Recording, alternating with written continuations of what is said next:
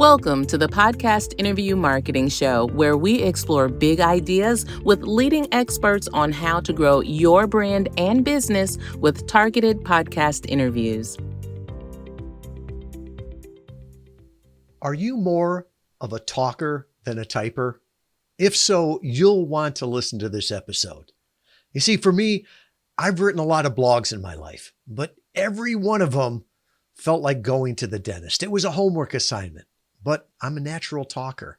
And today, Zander Sprague is going to sit down with one of our senior client account managers, Louise Buckley, and they're going to be talking about how he wrote an entire book through interviews. And you can do it too. Not only did he use interviews to create the book, but then he used targeted podcast interviews to get market feedback to learn what resonated most with clients. You see, there's a lot of problems in the world today, but there's no better time to be alive. We've got the technology now to create in the way that's easiest for us and then repurpose it in the way that is easiest for other people. So, Zander, you used podcast guesting to write your book, Epic Begins with One Step Forward: How to Plan, Achieve, and Enjoy the Journey. Let's talk about that and the process. You approached it in quite a unique way, and you used your interviews in order to give you material for your book. So, what prompted that idea? Well, if I'm really honest, Louise, I'm a talker, not a typer.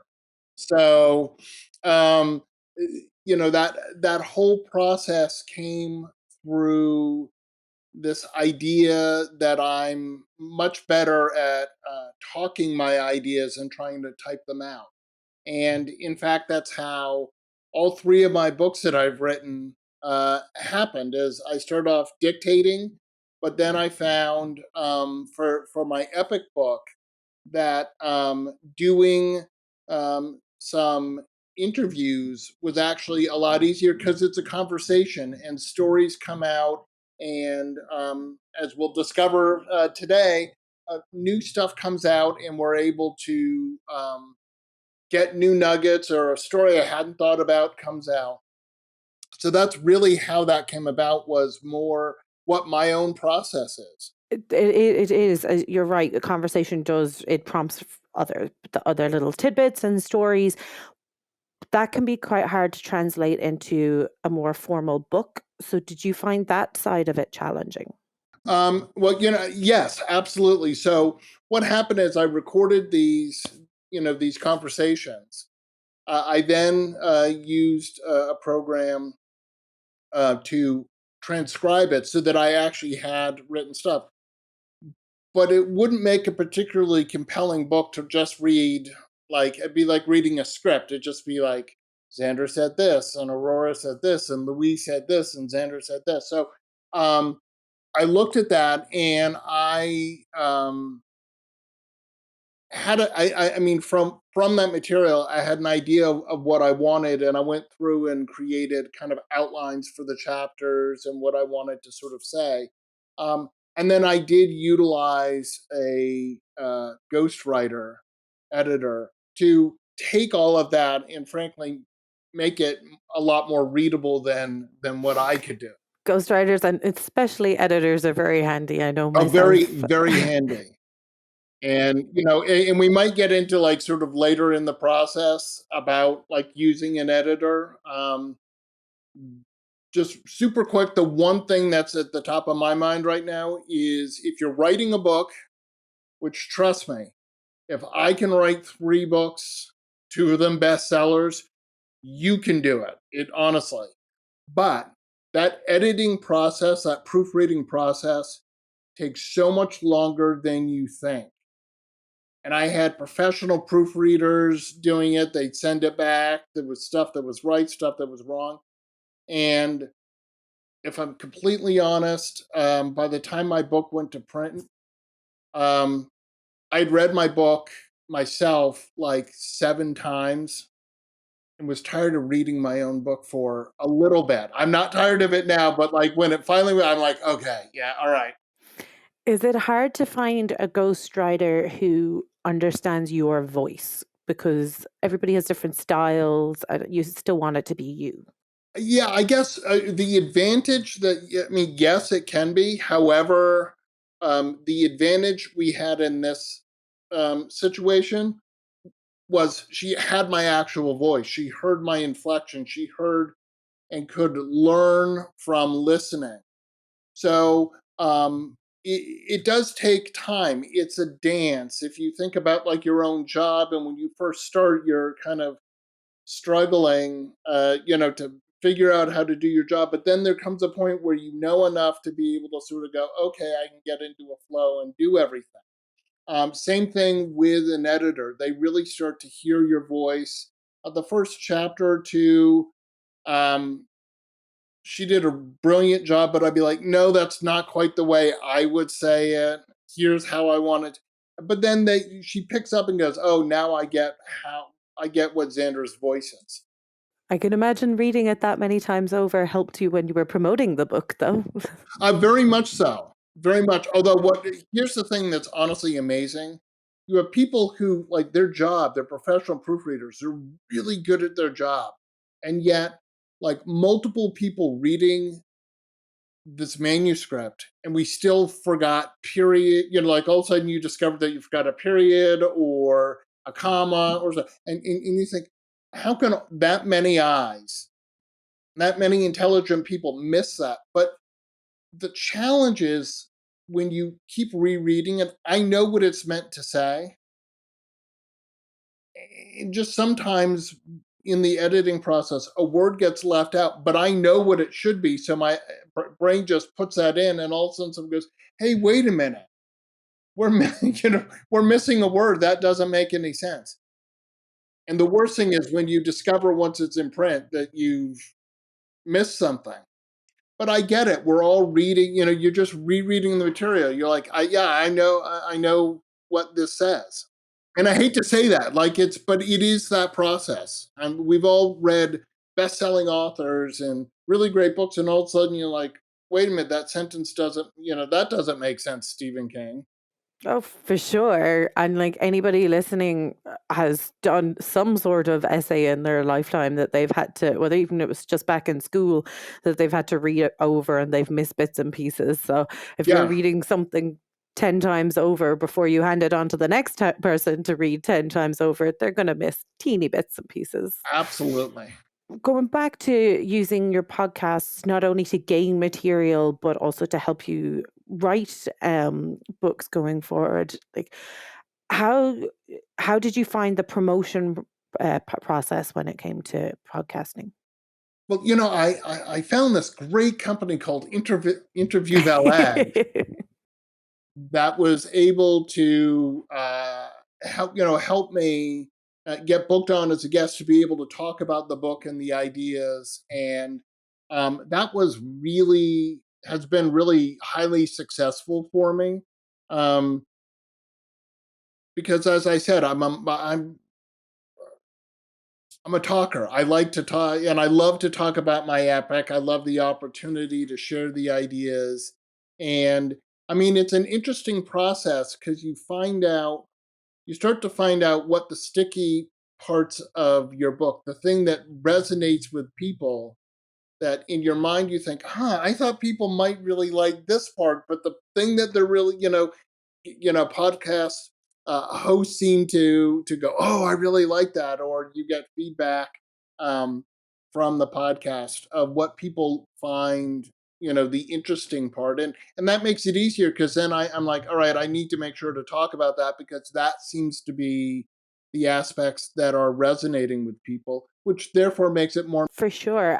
Were you ever surprised while promoting a book as to what the hosts found interesting, like whether it was a specific story that they really clung to? Was there any that really caught you off guard? I don't know that off guard. As I said, there was some stuff that I'm like, okay, I believe people are really going to like that, like this. For example, those two magical words of not yet.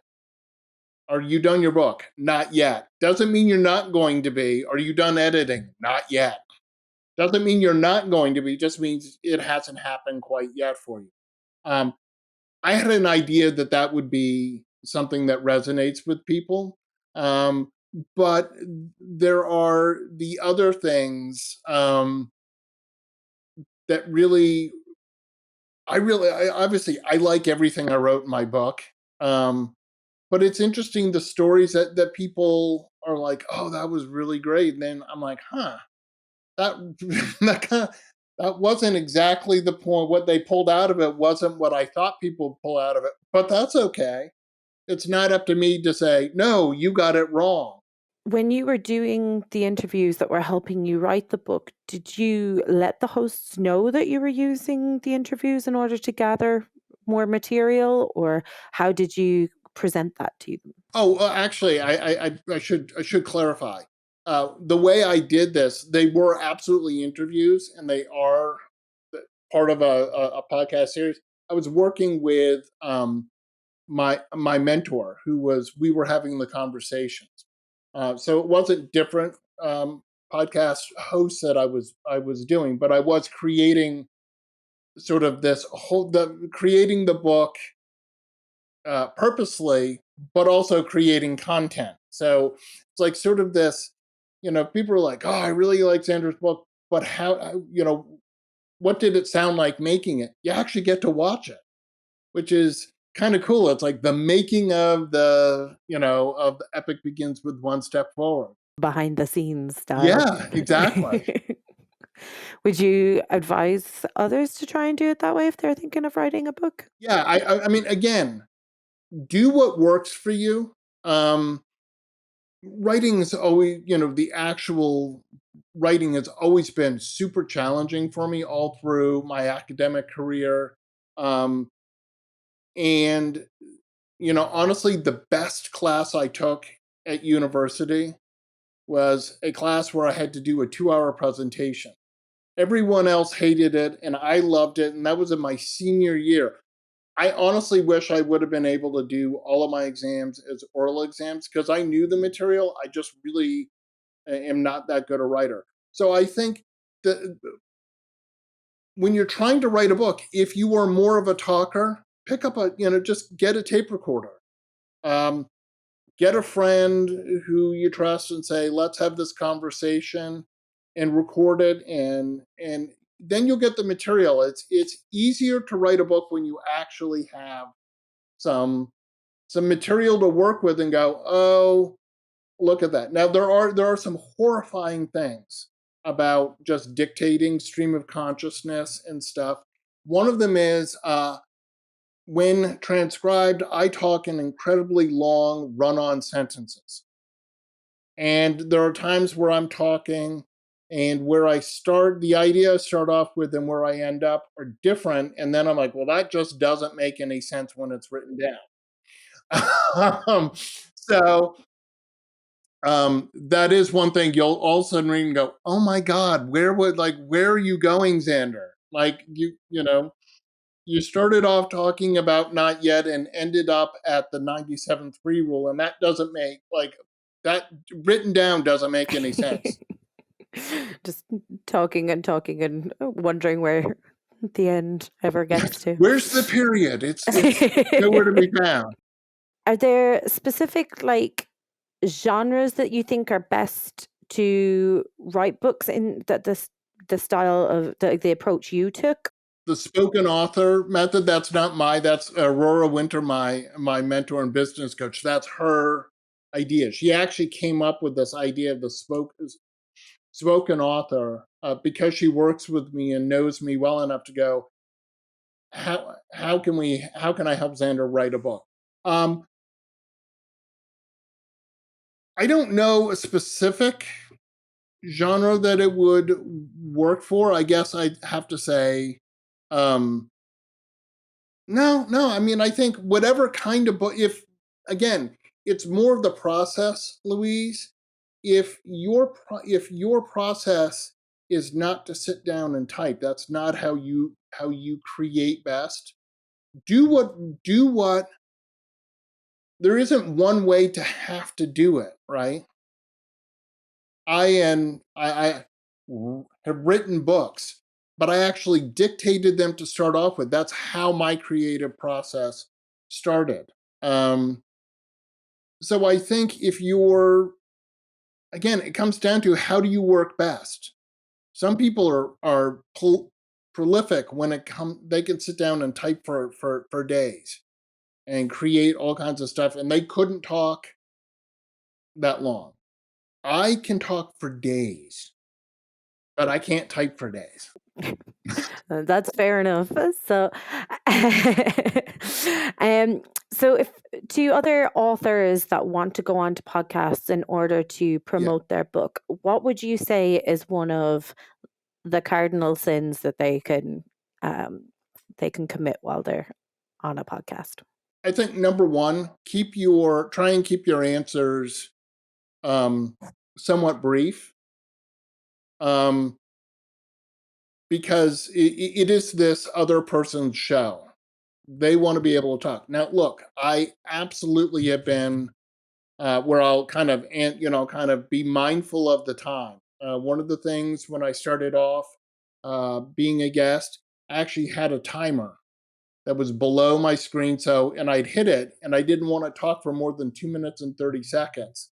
But there were other times where the host was really interested. It's like, no, go on. No, you ended. No, I want more. And then that's some permission for you to talk a little more. But here we are in a 20-minute podcast. If you ask me one question and I talk about it for 20 minutes, you as a host are probably like, I had more questions.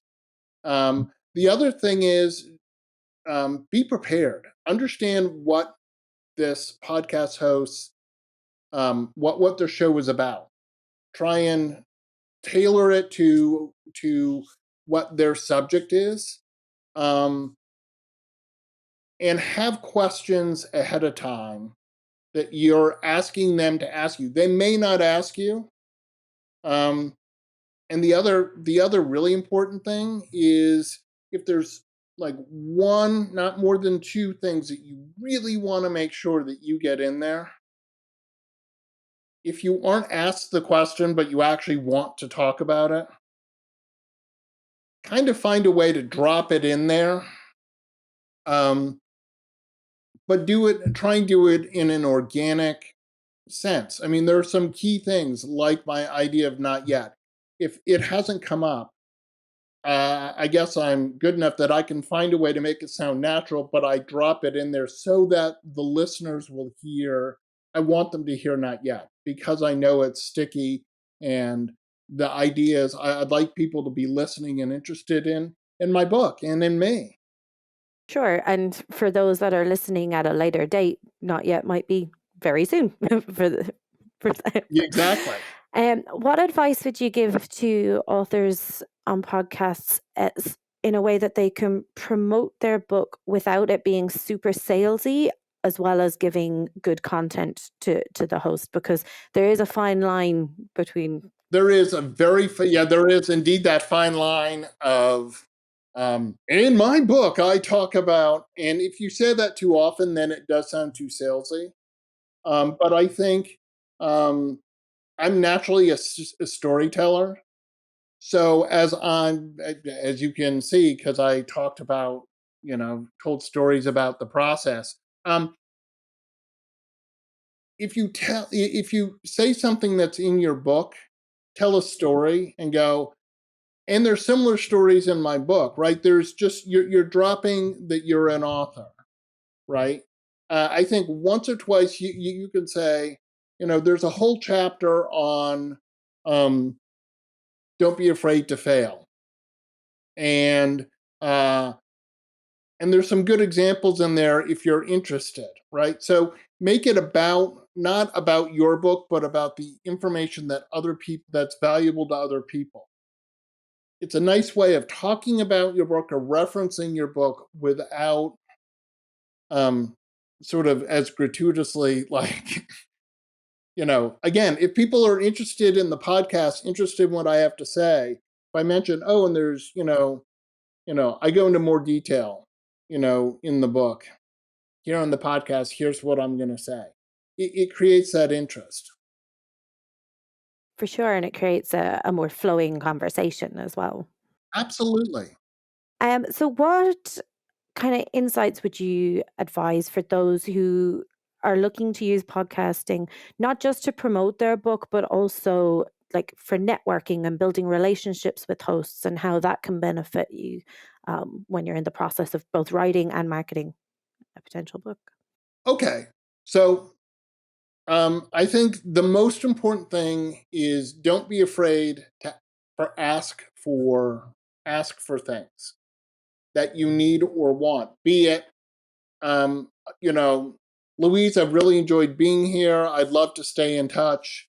Maybe I have my own podcast, so I'm like, Louise, I'd love to have you on my podcast. Now, I just told everyone I had a podcast, and I'm inviting you, and you go, oh wow, that would be great. I'd love to come on and talk about my stuff. Um, I think also, I mean, I'll tell you a super quick story. It's not going to, you're not going to necessarily know who this person is, but I love this story. So, Tip O'Neill was the Speaker of the House of Congress for like over 30 years. And he was from Boston, and I'm from Boston. And there's this story where this woman came up to him and said, I didn't vote for you in the last election. And he said, why not? And she said, because you didn't ask me. And I love that story because we need to ask, and we need to be specific about what it is we want. Hey, Louise, can you help me? You might not know, you might say no because you don't know what I want. But if I sit there and say, hey, Louise, can you help me by being a guest on my podcast? Either no, I'm not available, or I prefer not to do that, or sure, that would be great, or somewhere in the middle of I can't do that, but I have a friend of mine who would be good. You can always ask people, again, I'm not only doing my book, but I'm a speaker and I want to go do workshops this week. I will ask, do you have any opportunities? If you don't, do you know any of your friends? Could you refer me to any of your friends? Um, that's something that lots of people are willing to do. Oh, sure. I like Zander. I like Louise. I'd be happy to do that. Um, and the other thing is before you get on and start to record, you could talk to the host and say, hey, I've got an event coming up. Do you mind if I mention it? Or would you mention it? Here's the details. Kind of ask for the things you want ahead of time. I found lots of hosts are really quite open to helping you out. I mean, that's part of what we're all doing as podcast hosts and guests is we're here to help each other. As a guest, I'm here to help promote their website. They're having me on and understand that the quid pro quo is I want to talk about my book. I'm here to talk about my book as it relates to, and I did all different kinds of podcasts. I did, self-help, motivational, business podcasts. Um, there's so many podcasts out there, and if you're pretty good, you can adapt what you want to say to what the host show and subject is about. For sure. And I love your take on it there of it's a collaborative process and it's mutually beneficial. If you're polite to the host, they'll be polite back and you'll definitely get some great rapport there, as well as like being helping each other out. It's really important for sure. And then another thing is give value, right? So when I'm done, I will when my show comes out, I will go write a review of being a guest and saying how much I enjoyed being on the show. I'm obviously promoting it on all of my social media channels because I want the people who follow me to know that hey, I can come listen to Zander. And they may discover new podcasts that they really like, and that obviously helps the host out. I write to the host and say, what can I do to help you out, right? And it will, a lot of times that becomes a mutual thing. Oh, if you could do this, I'll write something for your website, or I'll do 3 social media posts about that I liked having you, or this really resonated with me. And that usually happens afterwards, because the host doesn't necessarily know ahead of time what resonates. But I've had lots of hosts who go, oh, I really like this. I want to tell the people in my social circle about Not Yet, or about the book, or whatever. This is why we enjoyed working with you, because you were a gracious guest, which is something we always to tell people. The gracious guest generally gets good results. So kind of summing up, how can authors adapt and stay ahead when utilizing podcast guesting as a valuable tool in their book writing and promotion strategy? Again, do know the podcast that you're going to be a guest on. Listen to a couple of the previous episodes, so that you have an understanding of the flow of how the host is working. Are they asking a question and letting the guest talk a lot? Are they, is there a lot more back and forth? Be clear about what it is that you would like to be sharing and saying. A lot of times I find that a short story is a really great way to make a point much easier. I'll just reference my Tip O'Neill. That story makes a really good point without me going, ask for what you want or what you need, right? So stories are always a great way to get information out in a way that is relatable, and that people will probably hear a lot better than, Louise, I want you to know these 5 things about my book, right? If I tell you a story, all of a sudden, it's a lot more interesting. For sure, you remember the characters, you remember the way it made you feel, rather than just a list. And frankly, later on, something comes up, all of a sudden you go, oh my God, I heard that from Zander on a podcast, right? I mean, it's like, then I've succeeded. Like there's some random callback. For sure. So Zander, as we wrap up, I'm just going to ask you one more question. So, as the podcast landscape continues to evolve, what trends do you foresee in the intersection of podcast guesting and book writing? That's a really good question. I think as really more and more digital content is consumed, I think sort of that landscape is,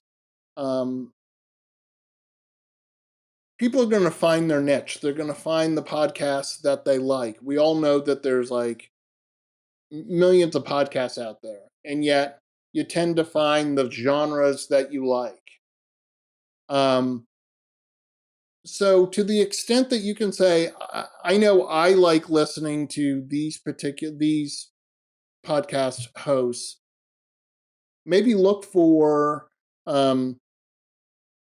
the podcasts that are within that niche, because you'll probably be a lot more successful because you already know about it.